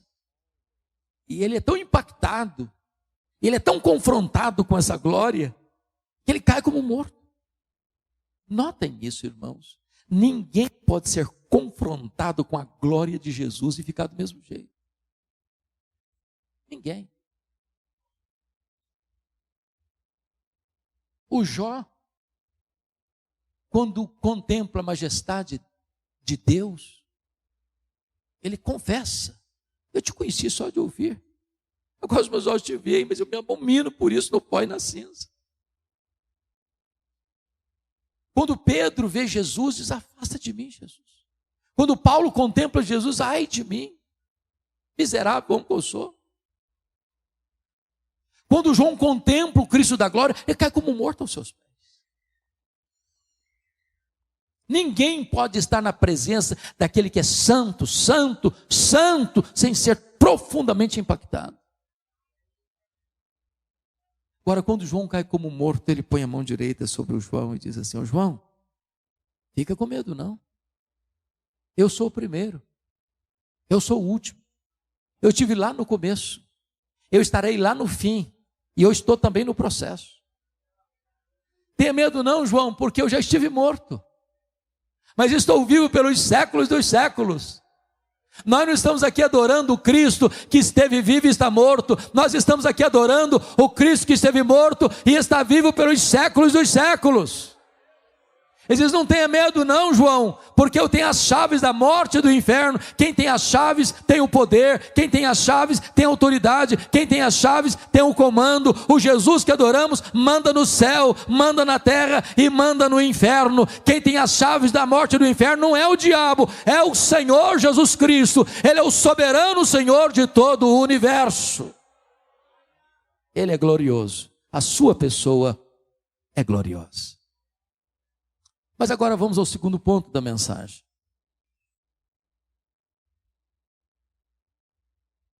A gloriosa obra de Jesus. Então pousemos os nossos olhos no verso 5, parte B. E ele começa assim: aquele que nos ama. Eu tenho a grande alegria de dizer a todos vocês, nesta noite tão linda, esta verdade magna do cristianismo, que Jesus ama você. Pastor Jodair, eu não conheço nada mais eficaz para curar complexo de inferioridade e autoestima achatada do que entender essa verdade: Jesus ama você. Os nossos irmãos da Inglaterra do século XVII costumavam perguntar: achas pouco seres amados por Deus? Mas Ele ama você, diz a Bíblia, com amor eterno. O céu não existia ainda, a terra também não, as galáxias também não, os anjos também não. Mas você já existia no coração dele. Mas Ele não ama você, perdoe-me em dizer isso, pode frustrar alguém. Ele não ama você por causa de você. A causa do amor dele por você não está em você, está nele mesmo. Porque Ele não nos ama por causa dos nossos méritos, mas apesar dos nossos deméritos. Ele não nos ama por causa das nossas virtudes, mas apesar dos nossos pecados. Preste atenção nisso. Às vezes as pessoas são muito encantadas e nos amam porque elas não conhecem tudo a nosso respeito. Se elas conhecessem todos os pensamentos que povoam a nossa mente, talvez se afastariam de nós. O que é glorioso é que apesar de Jesus conhecer você por dentro e por fora, todas as nossas mazelas, todos os nossos pecados, todos os nossos pensamentos, Ele ainda assim nos ama com amor eterno. Não há nada que você possa fazer para Jesus amar você mais, não há nada que você possa fazer para Jesus amar você menos. Ele ama você com amor eterno e atrai você para Ele com cordas de amor. Este amor, diz o apóstolo Paulo, é um amor abundante, porque é derramado pelo Espírito Santo em nosso coração. Este amor, diz o apóstolo Paulo, é um amor imerecido, porque Ele nos amou quando nós éramos fracos, ímpios, pecadores e inimigos. Este amor é um amor provado. Deus prova o seu próprio amor para conosco, pelo fato de ter Cristo morrido por nós, sendo nós ainda pecadores. Então nunca duvide desta verdade. Jesus ama você, e Ele não escreveu em letras de fogo nas nuvens, eu te amo. Ele esculpiu na cruz do Calvário, eu te amo. A segunda verdade da obra de Cristo está aí no verso 5 ainda, quando ele diz assim: e pelo seu sangue nos libertou dos nossos pecados. Primeiro, ele ama você. Segundo, ele morreu por você. Ele morreu por você. Ele deu a sua vida por você. Agora notem que ele não morreu porque ele sucumbiu ao poder de Roma. Ele não morreu porque foi uma vítima do sistema. Ele não morreu porque ele foi tomado pela força do Império Romano ou pela inveja do Sinédrio judaico. Ele não morreu porque Judas o traiu. Ele não morreu porque Pedro o negou. Ele não morreu porque o Sinédrio o acusou. Ele não morreu porque Pilatos o condenou. Ele não morreu porque os soldados o pregaram na cruz. O que o levou à cruz foi o amor por você. Ele foi voluntariamente para a cruz. Ele caminhou para o Calvário como um rei caminha para a sua coroação. Ele foi deliberadamente, ele diz: ninguém tira a minha vida de mim, pelo contrário, eu espontaneamente a dou. Ele amou você e ele morreu por você. Ele deu a sua vida por você. Com que propósito? Diz o texto: para nos libertar dos nossos pecados. Eu quero dizer para você então que pecado escraviza. Quem pratica o pecado, diz a Bíblia, é escravo do pecado. Eu vou lhe dizer outra coisa: você não pode libertar a você mesmo dos seus pecados.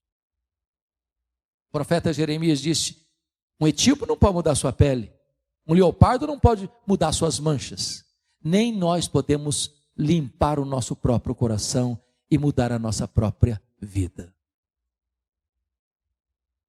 É interessante que só o sangue de Jesus pode nos libertar dos nossos pecados. Irmãos, não tem técnica psicológica que resolva isso. Não tem divã do mais excelente psicanalista que resolva isso.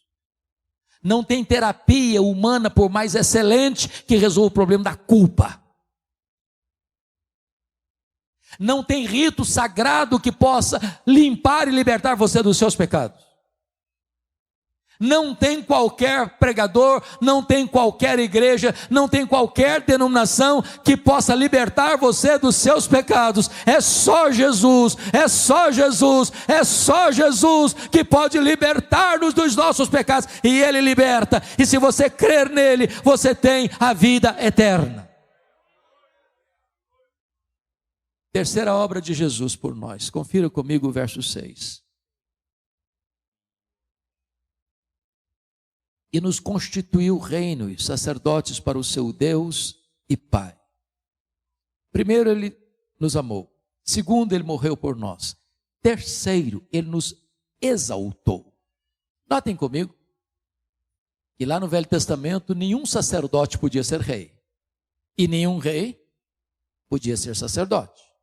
Vocês se lembram do rei Uzias, que depois de 5 décadas no poder, tomado por um sentimento louco de vaidade, quis ocupar a função sacerdotal e entrou no templo para oferecer incenso. E ficou o quê? Leproso. Mas agora Jesus vem e ele exerce o tríplice ofício de profeta, de sacerdote e de rei. E agora, com a sua morte, o véu do templo foi rasgado de alto a baixo. E agora ele constitui você rei e sacerdote. Eu preciso dizer que corre nas suas veias mais do que sangue azul. Você é filho do Rei dos Reis e do Senhor dos Senhores. Agora você não precisa mais de um intermediário para apresentar você a Deus. Você não precisa de um guru espiritual. Você não precisa de ir a alguém para que alguém te apresente a Deus. Não, você tem livre acesso. A qualquer hora, em qualquer lugar, em qualquer tempo, sob quaisquer circunstâncias, você pode chegar até a presença dEle. Você é bem-vindo à presença dEle. Ele é o seu supremo advogado, Ele é o sumo sacerdote, e você pode ir direto a Ele na presença de Deus. O caminho está aberto. Ele não apenas libertou você dos seus pecados, Ele constituiu você sacerdote, Ele constituiu você rei, Ele colocou você assentado nas regiões celestes, acima de todo principado e potestade. Louvado seja o Senhor. Ele nos exaltou. Mas em quarto lugar, Ele nos amou, Ele morreu por nós, Ele nos exaltou e em quarto lugar, Ele voltará para nós. Versículo 7, veja comigo, está escrito: eis que vem com as nuvens, e todo olho verá até quantos o traspassaram, e todas as tribos da terra se lamentarão sobre ele, certamente, amém. Meus irmãos, a segunda vinda de Cristo é a acrópole da nossa esperança, é o pináculo da nossa fé, é a consumação da nossa redenção, é a apoteose da história, é a consumação do século. Ele virá. Os sinais são eloquentes. O engano religioso, as guerras e os rumores de guerras, os terremotos, as fomes, as epidemias, a perseguição religiosa, a multiplicação da iniquidade, o esfriamento do amor, a apostasia, o incremento do saber, o princípio das dores, a apostasia. E precisamos estar de olhos abertos, porque Ele voltará. E a pergunta é: como Ele voltará? Em primeiro lugar, Ele voltará pessoalmente. Lá em Atos 1:11, quando os apóstolos estavam olhando Jesus subir assunto aos céus, perguntaram para eles: varões israelitas, por que estáis, varões galileus, por que estáis olhando para as alturas? Esse mesmo Jesus que subiu é o que vai descer. Ele não vai mandar um embaixador, não é um arcanjo, nem um querubim. Ele pessoalmente voltará para buscar a sua igreja, para buscar a sua noiva. Como Ele voltará? O texto de Apocalipse 1:7 diz: Ele voltará visivelmente, todo o olho verá. Vai ser o evento mais público da história. Nenhuma caverna escura, nenhuma montanha altaneira, nenhum vale profundo, nenhum deserto insólito, nenhum lugar hermeticamente fechado poderá ocultar aos olhos de todos quando Ele aparecer nas nuvens para estabelecer o seu reino. Agora Ele disse: fique atento, você não sabe se vai ser de tarde, você não sabe se vai ser de noite, você não sabe se vai ser de manhã o cantar do galo, e eu posso lhes garantir que Jesus voltará de tarde, Ele voltará de noite, Ele voltará de manhã o cantar do galo. Ele está falando de fusos horários. Se Jesus voltar de manhã no Brasil, Ele voltará de noite no Japão. Se Ele voltar de manhã no Brasil, Ele volta de tarde na Europa. Então Jesus volta de manhã, Jesus volta de tarde, Jesus volta de noite. Eu não sei que horas Ele voltará, e voltará visivelmente. Terceiro lugar, Jesus voltará audivelmente. Diz o texto bíblico que, ouvida a voz do arcanjo, ressoada a trombeta de Deus, Ele descerá dos céus. Se a volta de Jesus vai ser visível, vai ser também audível, vai ser o fato mais sonoro da história. Mais sonoro da história. Como Ele voltará? Ele voltará ainda inesperadamente. Vai ser como ladrão. O ladrão não manda um WhatsApp dizendo: tal dia eu chego na sua casa, prepara um cafezinho, uma pamonha, Porque aqui não é pão de queijo, é pamonha. Eu estou chegando à sua casa. Não, é de surpresa. Jesus ilustrou isso como os dias de Noé, onde as pessoas compravam, vendiam, casavam e davam-se em casamento, até que chegou o dilúvio. E era tarde demais. E eu pergunto a vocês, o que Jesus quis dizer com isso? Tem algum pecado em casar? Em dar-se em casamento? Em comprar e em vender? O que eu quis destacar? É que quando ele vier, o mundo vai estar acontecendo. O comércio vai estar aberto. As pessoas estão indo e vindo. Elas estão indo para o trabalho, voltando do trabalho, levando filho na escola, trazendo filho da escola. Vai ser um dia comum. Quando ele vem, toma todos de surpresa. A todos quem? Os filhos da luz não. Porque os filhos da luz estão esperando, apressando o dia da volta de Jesus na ponta dos pés, dizendo: Maranata, ora vem, Senhor Jesus. Como ele voltará? Ele voltará também repentinamente. A Bíblia diz que vai ser como um relâmpago que risca os céus do Oriente ao Ocidente. A Bíblia diz que vai ser como abrir e fechar de olhos, num instante, num átomo de tempo. Em outras palavras, não dá para você se preparar de última hora, ou você tem azeite na sua lamparina, ou será tarde demais quando ele voltar. Como ele voltará?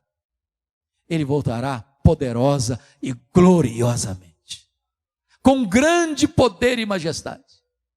Ele vai se assentar no trono, ele vai julgar as nações, ele vai lançar no lago do fogo o anticristo, o falso profeta, o diabo, a morte, o inferno e todos aqueles cujos nomes não estão escritos no livro da vida. Ele vai colocar todos os seus inimigos debaixo dos seus pés, mas ele vai dizer à sua amada noiva: vinde, benditos de meu Pai, entrem na posse do reino que vos está preparado desde a fundação do mundo. Oh, amados irmãos, nós precisamos aguardar. Ouvimos essa música aqui hoje.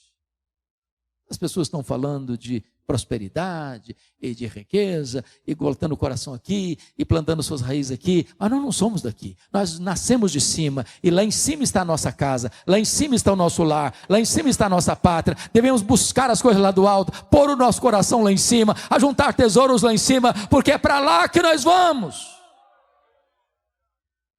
Então vamos à terceira e última parte da mensagem. Quais são as implicações dessas duas verdades anteriores? Quem é Jesus e o que ele fez? Primeira implicação: você não precisa ter medo da vida. Ele disse: eu estou vivo, pelos séculos dos séculos. Irmãos, tem muita gente com medo da vida. Tem muita gente querendo fugir da vida. Tem muita gente entupindo as veias de drogas porque não suporta a vida. Tem muita gente nas esquinas das ruas e das praças e das cidades se embriagando porque não aguenta o peso da vida. Tem muita gente flertando com a morte. Tem muita gente pulando no abismo do suicídio porque não suporta a vida. Mas eu quero dizer para você que Jesus veio para trazer vida e vida em abundância. Ele tem vida eterna, e quando você tem um encontro com Ele, a vida é bela, a vida é maravilhosa, e você acorda todo dizendo: este é o dia que o Senhor fez, alegremo-nos e regozijemo-nos nele. Segundo, quais são as implicações? Você então não precisa ter medo da morte. Ele diz: eu estive morto, mas eu estou vivo. Meus irmãos, a morte é o rei dos terrores, a Bíblia diz, mas Jesus é o rei dos reis.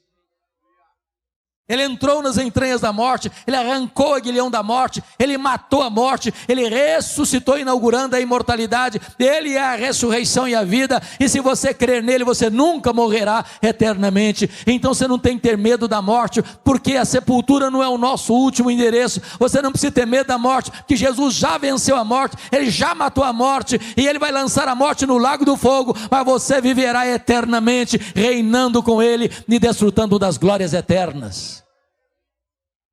Terceiro, então você não precisa ter medo do desconhecido. Entendamos isso. Eu estou convencido de que nós estamos diante de um auditório basicamente todo cristão. Gente que já nasceu de novo, louvado seja Deus. Se você já nasceu de novo, então você tem certeza de que o céu é a sua pátria. E é para lá que nós estamos indo. Mas, embora saibamos isso, nós somos ainda contingentes. E não sabemos o que vai acontecer conosco daqui a 5 minutos.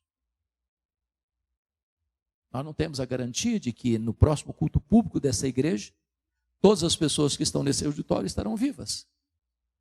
Nós não enxergamos no escuro. Nós não enxergamos na curva. Eu fico pensando, pastor João Adair, que quando João é levado para essa ilha, talvez a igreja de Éfeso pensou, é o fim. Talvez João pensou, acabou. Você olha o cenário mundial, é crise. O mundo é um barril de pólvora. Há 2 polos de nações poderosas, e um polo tem medo do outro. Porque hoje a paz que existe entre as nações é a paz do medo. Como já dizia Mikhail Gorbachev, em 1985, no seu livro Perestroika, se houver uma terceira guerra mundial, não haverá nem vencedores nem vencidos, porque o arsenal que já tem acumulado dá para destruir o planeta 27 vezes. Aí você fica apreensivo. O mundo está em convulsão. Você olha para o Brasil e a crise está estabelecida. Você olha para as instituições, elas estão em crise. Você olha para as universidades federais, elas estão em crise. Você olha para a família, ela está em crise. Você olha até para a igreja e vê sinais de crise. Você olha para o mundo, ele está perdido e confuso. E as pessoas estão com medo. Mas quando João é levado para aquela ilha, ele entende outra coisa. Não foi um decreto de Domiciano que trouxe para cá, não. Foi por causa da palavra de Deus e do testemunho do Senhor Jesus Cristo é que eu estou aqui. E aquilo que parecia o fim, era a revelação do futuro. Quando ele sobe, a convite do Senhor, ele vê alguém assentado no trono. E esse alguém que está sentado no trono é tão majestoso que ele não ousa descrevê-lo. Tem um livro na sua mão, de todo escrito e selado por 7 selos, por dentro e por fora. E ninguém foi encontrado digno sequer de olhar para o livro, muito menos de abrir o livro. E João chorava tanto por causa disso, até que ele escuta uma voz dizendo, não chores, João, eis que o leão da tribo de Judá, a raiz de Davi, venceu para abrir o livro e desatar os seus selos. E o Cordeiro de Deus toma o livro e abre os selos. E as trombetas tocam. E o quarteto do mal se levanta, o diabo, o anticristo, o falso profeta, a grande Babilônia, as taças de Deus são derramadas, o quarteto do mal cai, Jesus vem com grande glória e poder, assenta-se no trono, julga as nações, leva os que estão à sua esquerda para o lago de fogo, mas traz a sua noiva para o céu de glória, para a bem-aventurança eterna, para reinar com ela para sempre e sempre e sempre e sempre. A história não está à deriva, a história não é um caminhão sem freio ladeira abaixo, a história é teleológica, ela caminha para um telos, para um fim, para uma consumação, e a vitória é de Cristo e da sua igreja. Finalmente, nós não precisamos ter medo da eternidade. Jesus disse, eu estou vivo pelos séculos dos séculos.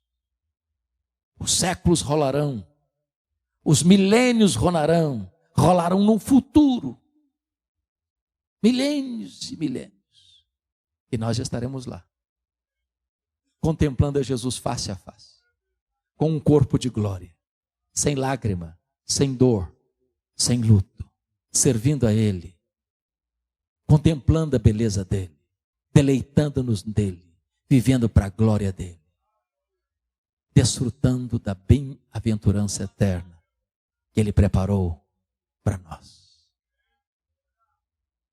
Este é o evangelho que esta igreja tem proclamado há tantos anos. E este é o evangelho que esta igreja e as igrejas evangélicas aqui representadas, pela graça de Deus, hão de continuar pregando até que Jesus volte. A Ele a honra, a glória e o louvor, hoje e eternamente. Amém.